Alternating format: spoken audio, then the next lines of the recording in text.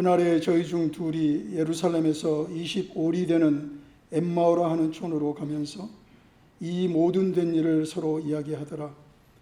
저희가 서로 이야기하며 문의할 때에 예수께서 가까이 이르러 저희와 동행하시나 저희의 눈이 가리워서 그인 줄 알아보지 못하거늘 예수께서 이르시되 너희가 길 가면서 서로 주고받고 하는 이야기가 무엇이냐 하시니 두 사람이 슬픈 빛을 띠고 머물러 서더라.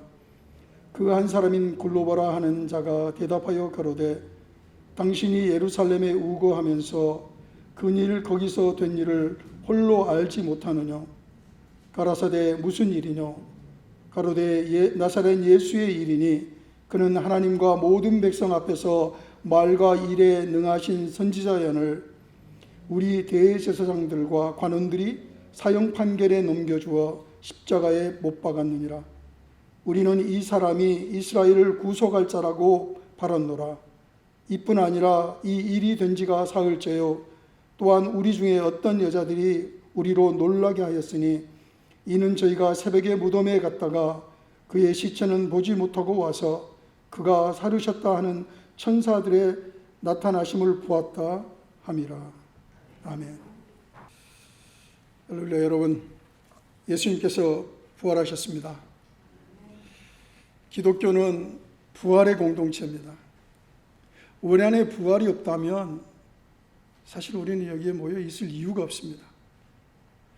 오래전에 우리 기독교인들은 누군가를 만나면 전도하려고 하잖아요. 예수 그리스도를. 그래서 어떤 분을 우연히 만나서 이렇게 전도하려고 했는데 그분이 이야기를 한참 들으시더니 딱 하신 말씀이 교회는 교양을 믿는 분들이 아니에요. 이렇게 말씀하시는 거예요. 그래서 충격을 받았죠. 아, 이분은 이렇게 생각하시는구나. 그런데 곰곰이 생각해 보니까 그분 눈에는 그렇게 보이는 거예요. 왜 그러겠습니까? 부활이 없습니다. 그분에게는. 우리에게는 부활이 있기 때문에 그것이 신앙이라고 하지만 세상 사람들 눈에는 교회는 그래도 바른 양심을 가지고 살아가는 교양 있는 사람들 정도로 그렇게 여긴다는 사실입니다. 여러분, 부활이 없다면 우리는 신앙의 존재 의미를 가질 수 없습니다. 그런데 중요한 질문 하나가 있습니다. 여러분은 예수 그리스도의 부활을 100% 믿으십니까? 언제부터 그렇게 100% 믿으셨습니까? 여러분, 이 부활을 믿는다는 것은 사실 그렇게 쉽지 않습니다. 믿지 않는 사람들이 예수 그리스도에 대해서 여러분에게 물어본다면, 그 부활에 대해서 물어본다면 여러분은 어떻게 설명해 주시겠습니까? 여기에 우리의 숙제가 있습니다. 여러분, 부활은 결코 쉽게 믿어질 수가 없습니다. 오늘 본문에 두 명의 제자가 나오고 있죠. 여러분 잘 아는 이야기 아닙니까? 엠마오로 가는 두 제자, 찬양도 있고. 보면 13절 14절을 보면 그날에 저희 중 둘이 예루살렘에서 25리 되는 엠마오로 하는 촌으로 가면서 이 모든 된 일을 서로 이야기하더라. 이 본문이 말씀하고 있는 바로 그날에라는 것은 예수님이 부활하신 바로 그 당일을 말합니다. 그 당일에 무슨 사연인지 모르지만 이들은 예수님이 십자가에서 죽으시고 또 부활하신 그 예루살렘을 떠나서 엠마오로 가고 있습니다. 뭔가 이상하죠? 여러분, 반대 아닙니까? 이 반대로 모여들잖아요. 좋은 소문이 나고 어떤 강력한 일이 벌어지면 떠나는 게 아니라 오히려 사람들이 모여야 되겠죠. 근데 떠나고 있습니다. 이 두 명의 제자가 엠마오로 가는 길을 걸어가면서 그날에 된 일을 이야기하는데 그것은 우리가 다 아는 이야기입니다. 3일 전에 예수 그리스도께서 십자가에 못 박혀 죽으셨습니다. 그리고 오늘 아침에 새벽에 마리아를 비롯한 막달라 마리아를 비롯한 3명의 여인이 예수님의 무덤을 갔어요. 왜냐하면 정식 장례 절차를 못 밟았기 때문에 그들이 예수님의 장례 절차를 치르려고 갔습니다. 그러나 가로막힌 게 있었죠. 큰 돌이 막았습니다. 그리고 빌라도가 말했죠. 절대 열지 못하도록. 고민하고 갔는데 그 돌이 굴러 떨어져 있는 것입니다. 그리고 천사를 보았어요. 천사가 말합니다. 예수가 부활했다고. 돌아오죠. 얼마나 놀랐겠어요. 제자들에게 돌아옵니다. 그리고 그 와중에 막달라 마리아에게 예수님이 모습을 보여주셨어요. 최초로 부활하신 모습을 본 사람이 막달라 마리아입니다. 돌아왔어요. 그리고 제자들에게 말했습니다. 예수님이 살아나셨다. 여러분, 예수님의 제자들이 그때 받은 충격은, 그러니까 그 당시에 예수님의 돌아가심과 그리고 여인들이 가져온 이 부활의 소식을 접하면서 그들은 즉시로 이 사실을 받아들였을까요? 성경은 그렇지 않다고 말합니다. 받아들이지 않았어요. 그 중에 베드로만, 그리고 뒤에 사도 요한이 예수님 무덤으로 뛰어갔다, 이렇게 성경은 말하고 있습니다. 왜 그랬을까요? 그들은요, 여러분이 그때 그 상황에 있다고 생각 한번 해보세요. 얼마나 놀랐겠어요. 불과 일주일 전, 지금 오늘로부터, 그날로부터 일주일 전에 무슨 일이 있었습니까? 우리 지난 주일날 우리가 무슨 예배를 드렸죠? 무슨 주일로? 종료주일 예배를 드렸잖아요. 벌써 잊으신 건 아니죠? 사람들이요, 예루살렘에 모인, 그 유월절을 지키기 위해 모인 그 많은 사람들이 종려나무를 흔들고, 그리고 옷을 벗어서 길에 깔고, 호산나 호산나 다윗의 자손이여, 우리를 구원하소서. 그때 제자들의 마음은 어떻습니까? 이제 끝났다. 예수님의 세상이 온다. 가슴이 벅찼어요. 근데 불과 일주일 안에 엄청난 일이 일어난 겁니다. 그리고 부활하셨다 말하는 그 소식을 듣고도 믿지 못합니다. 왜 그랬을까요? 여러분, 부활의 소식을 듣고 예수님의 그 사도들이 보인 반응을 성경은 이렇게 말하고 있습니다. 누가복음 24장 11절 12절을 보면 성경을 그대로 말하고 있습니다. 사도들이 저희의 말이 허탄한 듯이 보여 믿지 아니하니, 성경은 믿지 아니하니 분명히 말하고 있습니다. 뭐 그럴 리가요, 그렇게 말할 수가 없어요. 성경은 분명히 한자도 오류가 없습니다. 성경은 의도적으로 이 말을 하고 있는 거예요. 사도들이, 즉 제자들이 부활하신 예수님을 보았다고 말했는데도 믿지 않았습니다. 허탄히 여겼다. 무슨 말입니까? 이게 의학용어로, 성경에는 이 단어가 딱 이것만 써져 있습니다. 그런데 다른 그 헬라어 문헌에 의학용어로 등장하는데 이게 뭐냐면 정신착란죠. 뭔가 막 그 정신없는 소리 있잖아요. 그 소리를 할 때 이 단어를 쓰고 있습니다. 그러니까 제자들의 입장에서는 정신없는 소리 하고 있다는 것이죠. 이게 어떤 의미입니까? 그러니까 부활하신 소식이 정신착량을 일으킨 정신병자의 소리와 같이 들릴 정도로 그들은 절대로 믿지 않았습니다. 여러분, 놀랍지 않습니까?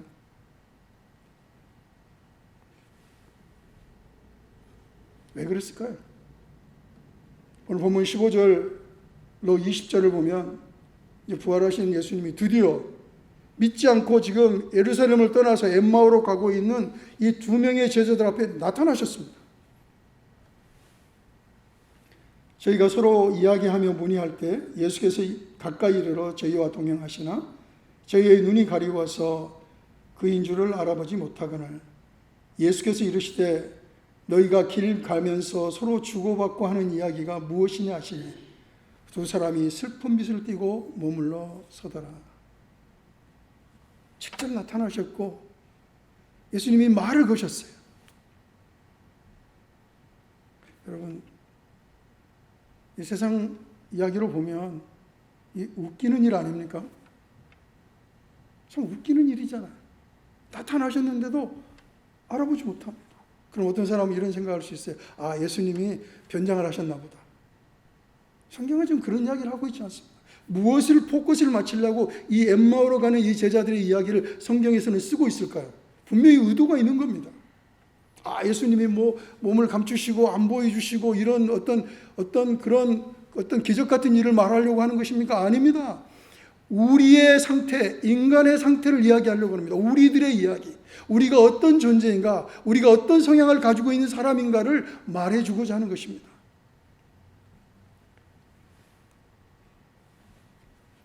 이들은요, 예수님이 직접 나타나셔서 말을 거셔서도 알아보지 못했습니다. 28절, 23절에 긴 이야기가 나오죠. 오고 갑니다. 그 한 사람이 글로바라는 자가 대답하여 거르되 당신이 예루살렘에 우고함에 있었으면서 지금 거기서 된 일을 모르십니까? 지금 엄청난 일이 일어났습니다. 예수님이 모르는 척하고 말씀하시죠. 무슨 일인데? 그들이 말합니다. 나사렛 예수의 일이니 하나님과 모든 백성 앞에서 말과 일에 능하신 선지자연을 우리 대제사장들과 관원들이 사형 판결에 넘겨주어 십자가에 못 박았느니라. 우리는 이 사람이 이스라엘을 구속할 자라고 바랐노라. 이뿐 아니라 이 일이 된 지가 사흘째요. 또한 우리 중에 어떤 여자들이 우리로 놀라게 하였으니 이는 저희가 새벽에 무덤에 갔다가 그 시체는 보지 못하고 와서 그가 살으셨다 하는 천사들의 나타남을 보았다 함이라. 부활하신 예수님 앞에서 예수님이 당하신 일을 이야기하고 있는 거예요. 여러분, 절망적인 것은 제자들에게 예수님이 이 말씀을 안 하셨습니까? 예수님께서 십자가에서 죽으시고 그리고 다시 부활하실 것이란 말씀을 분명히 하셨습니다. 몇 번 하셨습니까? 최소한 3번 했습니다. 3번 했습니다. 그 이야기를 듣고 믿었습니까? 안 믿었어요. 부활에 대해서 예수님이 간접적으로 비유를 통해서는 최소한 6번입니다. 부활에 대해서만 6번을 말씀하셨어요. 그러나 예수님의 제자들은 철저하게 믿지 않았습니다. 여러분, 이제 우리들의 이야기를 해볼까 합니다. 우리는 결코 예수님과 3년 동안 동역하며 사역했던, 그리고 심지어는 기적을 일으켰던 그 직제자들보다, 그 사도들보다 신앙면에서 앞서지 못할 것입니다. 조건적으로 좀 불리하지 않습니까? 우리는 예수님을 직접 본 적도 없잖아요. 예수님의 직접 말씀을 들은 적도 없잖아요. 우리는 예수님의 그 능력, 주신 능력을 사용해서 기적을 일으켜 본 적도 없잖아요. 우리의 믿음은 어디서 온 믿음입니까? 누군가로부터 전달해 온, 그것도 2000년 동안 전달되고 전달돼서 우리까지 온 믿음입니다. 만약 여러분은 누군가가 진심으로 부활을 믿으십니까? 라고 말한다면 그 증표가 무엇입니까? 만약에 내가 예수의 부활을 믿는다면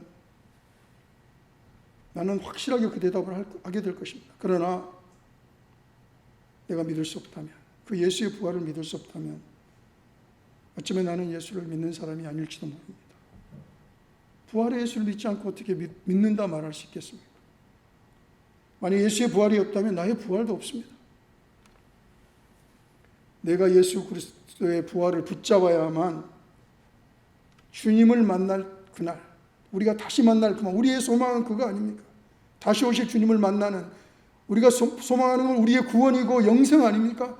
그날의 소망을 붙잡으며 우리는 우리의 남은 삶을 견디며 이겨낼 수 있는 것입니다. 그게 없다면 우리는 질 수밖에 없어요. 지금 제자들도 지고 있잖아요.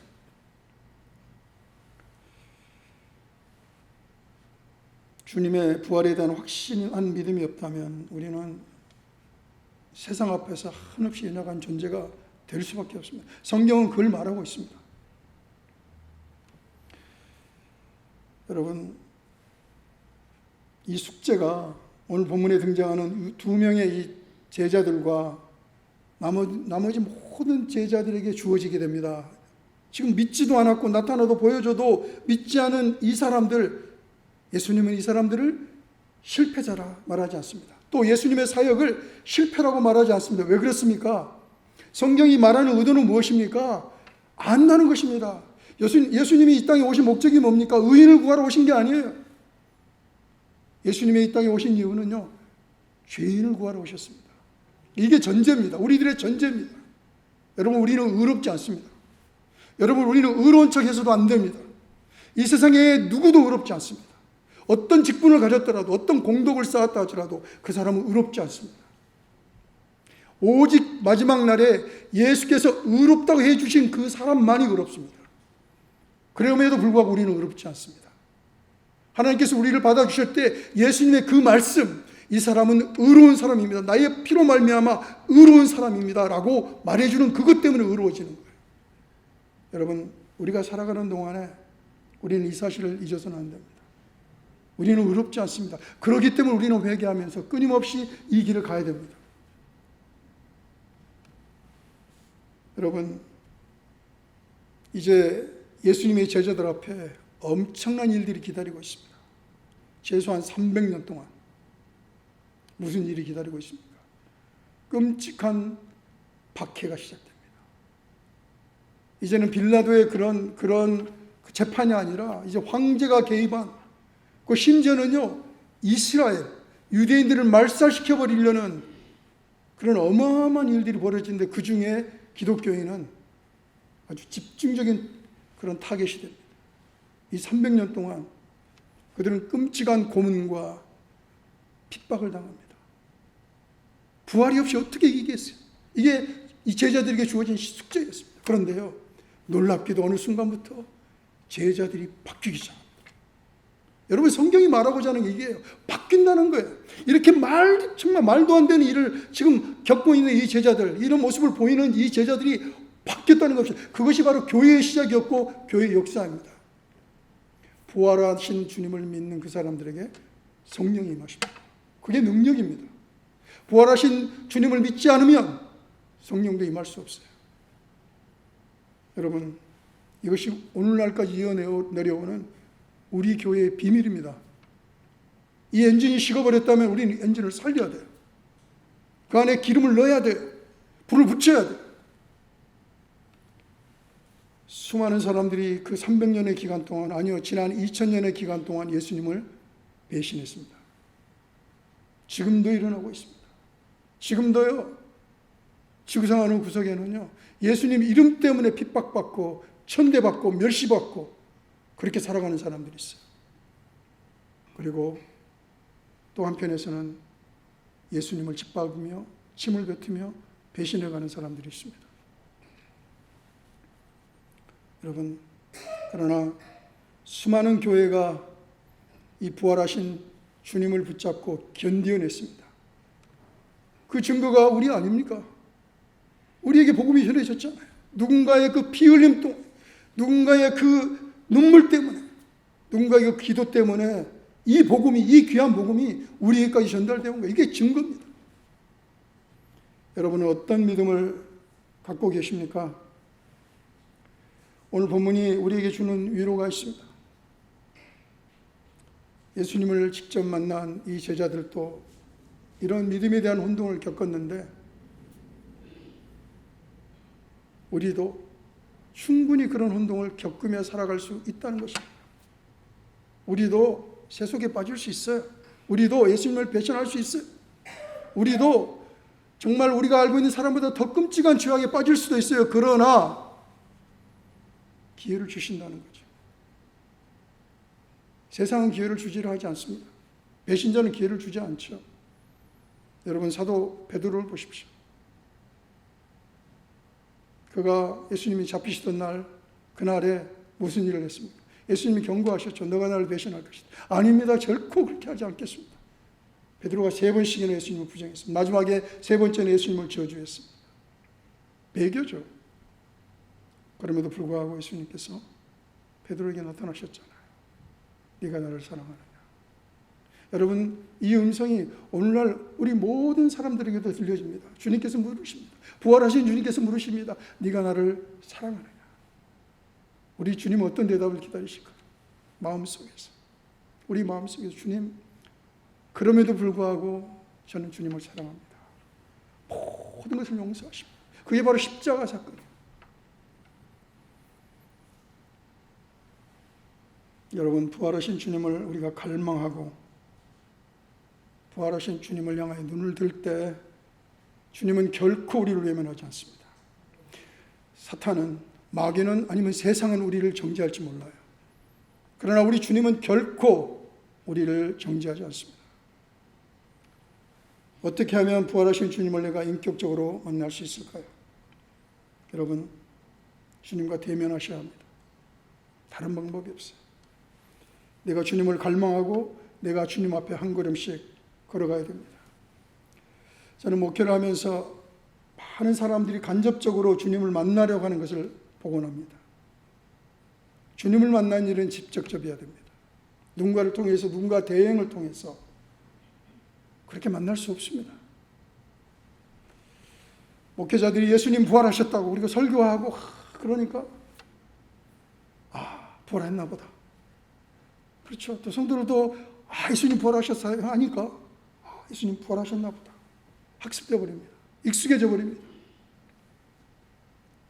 여러분, 그렇게 해서 부활하신 주님을 제대로 만날 수 없습니다. 대면할 수 없습니다. 정말 물어야 되지 않겠어요? 이 중요한 사실을, 내 미래를 결정하고 내 인생을 결정하고 이 중요한 사실을 내가 주님 앞에서 물어봐야 되지 않겠습니까? 주님 정말 부활하셨습니까? 많은 사람들이요, 이 질문을 하려 하지 않습니다. 예수님을 참 편하게 믿으려고 하죠. 편한 게 좋지 않겠습니까? 여러분, 부활하신 주님을 쫓는다는 것은 대단히 불편한 일입니다. 간단한 듯 하면서도 많은 그런 어려움을 우리에게 주게 됩니다. 그럼에도 불구하고 우리는 부활하신 주님을 대면해야 됩니다. 저는 오랜 기간 동안 이런 문제를 고민해 본 적이 있습니다. 익숙해져 있었어요. 그 신앙에 대해서 너무나 익숙해져 있지 않습니까? 그리고 이제 우리 한국 장로교는 학습을 하고 중2 때 학습을 하고 중3 때 이제 세례를 주게 됩니다. 입교를 하고. 근데 입교하려고 하는데 그 질문이, 문답 질문 있지 않습니까? 근데 받아들일 수가 없어요. 제가 이성적으로 이제 머리가 커버린 거예요. 중3이 받아들일 수가 없는 거예요. 그때부터 번민이 시작됐습니다.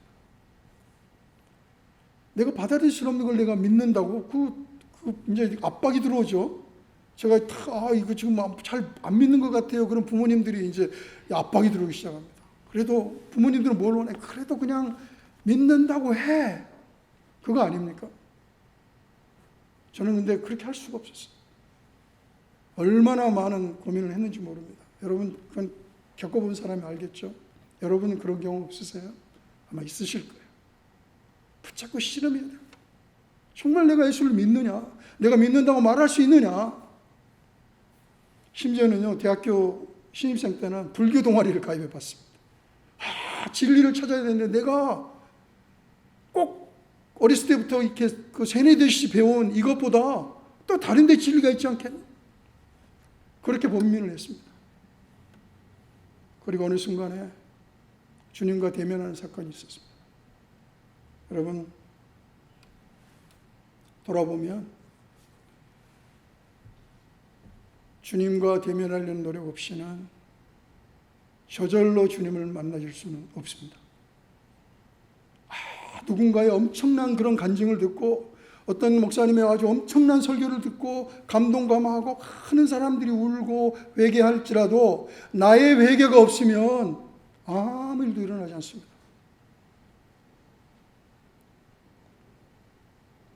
제가 목회자로 부름받고 이제 막 전도서로 사역을 시작하는데 정말 많은 그런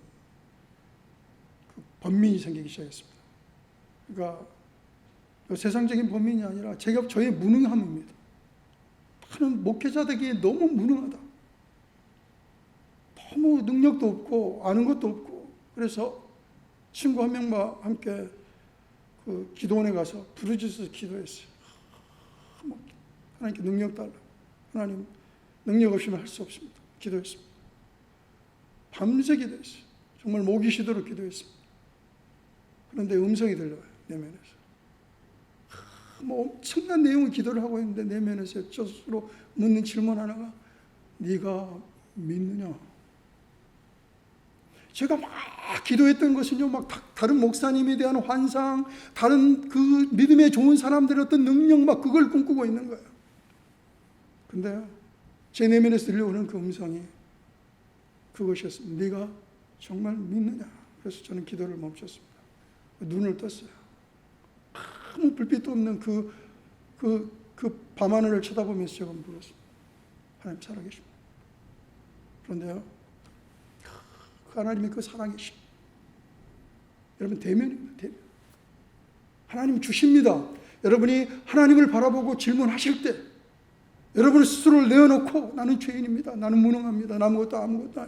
그럴 때 하나님은 응답하십니다. 그게 변화를 주셨어요. 여러분,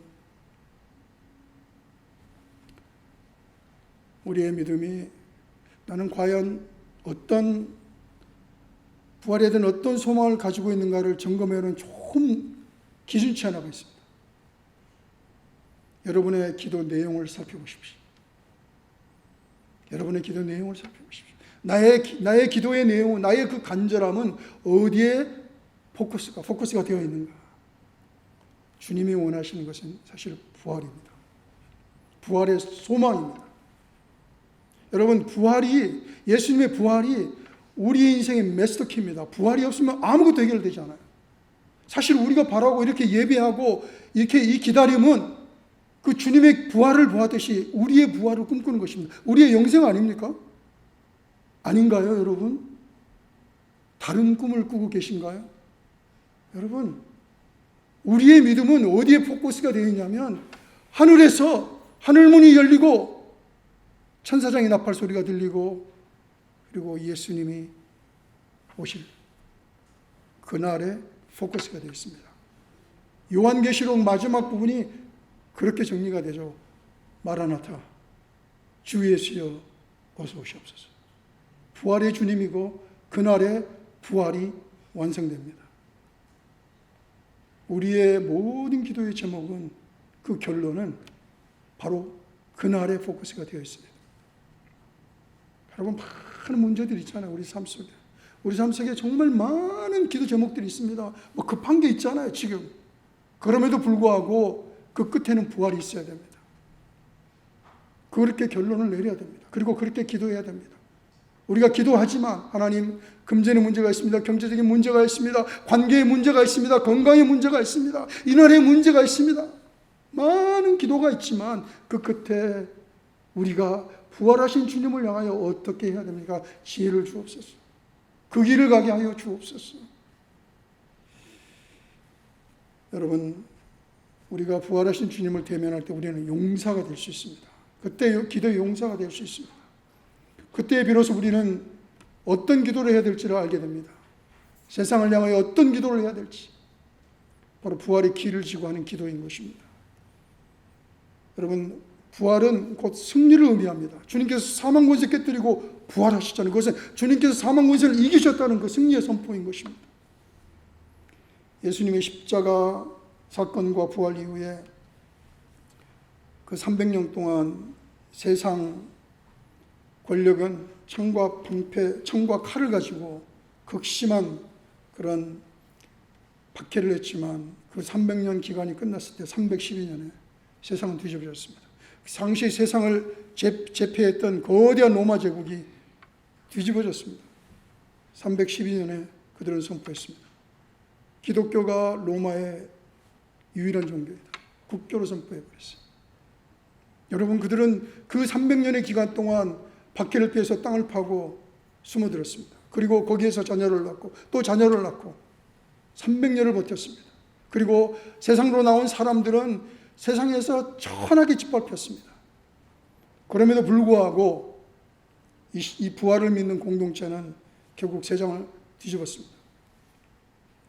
여러분, 부활하신 주님을 만날 때 우리는 용사가 될 수 있습니다. 그 뒤에는 하나님의 능력이 있습니다. 어떤 나의 능력이 아닙니다. 어떤 우리의 능력이 아닙니다. 그러나 사람들은 자꾸 우리의 능력을 사용하려고 합니다. 여러분, 그렇지 않습니다. 예수님의 십자가와 부활, 이 사건을 우리는 끝까지 기억하고 그리고 우리의 싸움을 싸워가야 될 것입니다. 여러분, 오늘날 우리가 살아가는 미국은 참 풍요로운 나라입니다. 정말 우리만큼, 특히요 이 버겐 카운티, 이 세계에서 노른자 중에 노른자 아닙니까? 이 맨하탄에서 가장 가까운 곳 아니겠어요? 정말 대단하신 분들이 얼마나 많이 삽니까? 우리 한인 중에도 정말 대단한 분들이 많으세요. 이렇게 좋고 풍요한 이곳에서 하나님께서 우리에게 원하시는 건 무엇일까요? 여러분, 우리가 이 시간 이런 꿈을 꿔봅시다. 그런 일이 있었습니다. 맨하탄의 그 돈만 쫓는 그 월스트리트에서 사람들이요, 회개하는 역사가 있었어요. 나 같은 사람이 뭐 그런 꿈 아니요. 한 사람의 기도 때문에 그 일이 벌어졌습니다. 바로 부활에 대한 소망입니다. 아니요, 안 되는 게 어디 있겠습니까? 여러분, 할 수 있습니다. 우리를 자꾸 연약하게 만드는 거죠. 나는 이것 때문에 안 돼, 나는 저것 때문에 안 돼. 아니요, 그렇지 않습니다. 그리스도에게 부활을 붙잡는 그 사람에게 하나님께서 능력을 주십니다. 여러분, 부활이, 예수 그리스도의 부활이 나의 무기인 것을 믿으시길 바랍니다. 부활하신 예수님을 만났기 때문에, 그리고 그 만난 사람은 반드시 바뀝니다. 마지막으로 저는 결론적으로 사도 요한의 간증을 여러분께 들려드리기로 합니다. 고린도전서 15장 55절 58절에 사도 바울의 간증이 있습니다. 여러분, 사도 바울이 누굽니까? 스스로 말합니다. 죄인 중에 괴수라. 그는요, 예수를 믿는 그 사람들을 핍박으로 잡으러 다니는 사람이었어요. 스데반을 그 돌로 쳐 죽일 때 그 사람들, 쳐 죽이는 사람들의 옷을 모아 그 지켰던 증인이었습니다. 그건 주동자였어요. 근데 그가 부활하신 주님을 만났습니다. 영장을 가지고 예수 믿는 사람들을 붙잡으러 다메섹으로 가는 그 도상에서 부활하신 주님을 만나고 바뀌었잖아요. 그리고 그가 이런 고백을 합니다. 여러분, 이 고백이 우리의 오늘날 살아가는 우리에게 고백이 되기를 바라며, 또 그 사도 바울에 나타났던 그 능력이 우리들의 능력이 되기를 바랍니다. 우리 시간 있으시면, 성경 갖고 계시면 고린도전서 15장 55절로 58절까지 말씀 우리 목소리를 한번 읽어볼까요? 고린도전서 15장입니다.